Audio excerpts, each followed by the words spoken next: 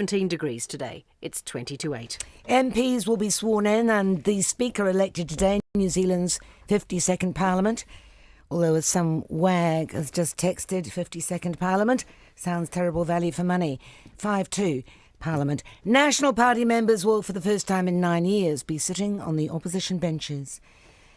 Bill English is with me in the Wellington studio. Hello, sorry to rub it in. How's it going? Good, Kim. How are you? I'm well, thank you. The Prime Minister has been criticised for not taking a stronger line with Australia on the refugees and asylum seekers. Manus Island has become a very urgent issue of recent times. What would you have said to Malcolm Turnbull? Look, I think the Prime Minister's issue was raising expectations that something would be different. The fact is the offer for Manus Island refugees has been on the table for a number of years. The Australians have consistently chosen not to take it up for reasons of their own domestic policy, and that hasn't changed. So you wouldn't have said anything other than what she said to Malcolm Turnbull? Well, and I wouldn't have raised expectations that perhaps something was going to change. So why wouldn't something change? Well, because Australian domestic policy remains the same as it has been for a number of years. So it doesn't matter that the conditions on Manus Island have deteriorated, and it doesn't matter about the convention that Australia may be in breach of? Well, it's their business. All those things matter, and it's their business. But frankly, I was not the Prime Minister talking to Mr Turnbull. It was Jacinda Ardern. I'm just inviting you to be the opposition leader for a moment and to suggest what you would have done. Well, we would have made the offer again, and I think it was totally predictable it would have been refused again. You've accused Labour of eroding democracy by reducing the number of select committee numbers to 96. I don't understand. What do you mean? The traditional arrangement in Parliament is that MPs who are elected get to sit on select committees. They're now proposing that only 96 places on select committees, which Who's means proposing? The Labor government. No, who's proposing? They are proposing it. Chris Hipkins. The Prime Minister may not have been aware of it. Excuse me if I'm wrong, but National was on the Standing Orders Committee in July when it was agreed that cutting the number of select committee places to 96 was a good idea. We were at the time trying to accommodate an opposition who wanted less places. We now have 56 seats. We're a large opposition, and we want the 10 or 11 MPs who should go on those select committees to go on. They were elected by the public, by their electorates. They deserve the opportunity to sit on select committees, and the government's trying to cut that back. So was that clear at the time, that you didn't really want to cut the number of select committee places to 96, but you were doing it as a favour to the opposition? Yeah, that was the nature of that. That was our point of view then. We're the opposition. We've got 10 or 11 MPs who are elected. They're fully funded by the public, and for reasons that the government has not explained, it's trying to cut back the numbers. So we'll have 10 or 11 MPs here. The government doesn't have to explain. It merely has to point to the Standing Orders Committee in July. No, it doesn't. It has to explain. Which made that agreement. That was a recommendation. The standing orders have not changed. That was a committee's recommendation. All right. As I said, we were trying to accommodate the opposition. Look, the point here is there a reason why 10 or a dozen MPs should be excluded from select committees?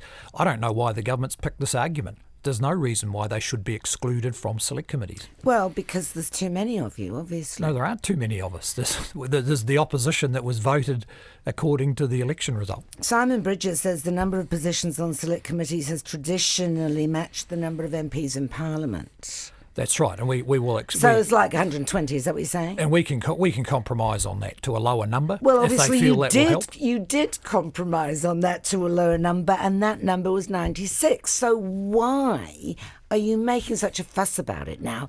I mean, this is just because we were accommodating an opposition. The opposition that parties was then nice of you. Wanted less MPs on select committees because they were stretched to cover them because it was three parties. We want all our MPs to have that opportunity to be on select committees. Here's the question. Why would you exclude 10 or 11 elected members of the New Zealand Parliament from the opportunity to serve on select committees? What's happened in the past when the most popular party was in opposition? That's never been the case. Well, not under MMP, but under first past the post it was. Well, that's just now 20 years ago. I don't know what happened. 78 and 81. Twice. They didn't. Well, it might pay to have a look because obviously, things went Well, along. we have 10 more seats than the governing coalition, 9 more seats than the governing coalition. 1 more than the governing coalition, and we just want the right for MPs to sit on select committees. They're elected, they're funded by the taxpayer, they're coming to Parliament, they're here all week. The government has not given a good reason why they should be excluded. It's anti-democratic. Well, one reason might be, and I'm not sure whether the government has cited it, but one reason might be that you said that you were going to go on the select committee and really mess things up for them. Well, we just said we would function as an opposition. Well, did you? Yes, is that we what did. you said? Yes, it is. Verbatim? Well, not verbatim. No, not but we said verbatim. What did you say verbatim? Okay, so look, I can't quite understand where all this is going. Well, We're just where advocating. it's going is that if you say to the government, we're going to go on the select committee and mess things up for you, that doesn't sound like, Her Majesty's loyal opposition. It just sounds like a bun fight. Why would they accommodate that? Because MPs are elected by their voters to do their job in Parliament. They're here 3 days a week. They're funded by the taxpayer, and we believe those voters have a democratic right to have their elected MP on a select committee. This has not happened before I understand under that. MMP. So was it diplomatic for you guys to threaten to use the select committee system to thwart the government? I mean, is it your job to thwart the government at every turn, or is it your job to be a good opposition in the interests of New Zealand? It's our because job. there's a difference, right? It's our job to be a good opposition in the interests of New Zealand. We did not say we would thwart them at every turn. Did but you look, not? This is about the right of MPs to sit on select committees that they've always had, and this government is trying to take that away from 10 or 11 MPs. On the record so far, the government's hit the ground running and has done a number of things. Anything that surprised you so far? I think the free tertiary education for Australians is a surprise to everybody. What we imagined was going to happen was retaliation of some sort in Australia. Instead, what we found out yesterday is that Australians will get free tertiary education here, while New Zealanders pay full domestic fees in Australia. You would have allowed that yourself, though, wouldn't you? No, we wouldn't have instituted the free fees policy. Right. But, I mean, you wouldn't have initiated a tit for tat.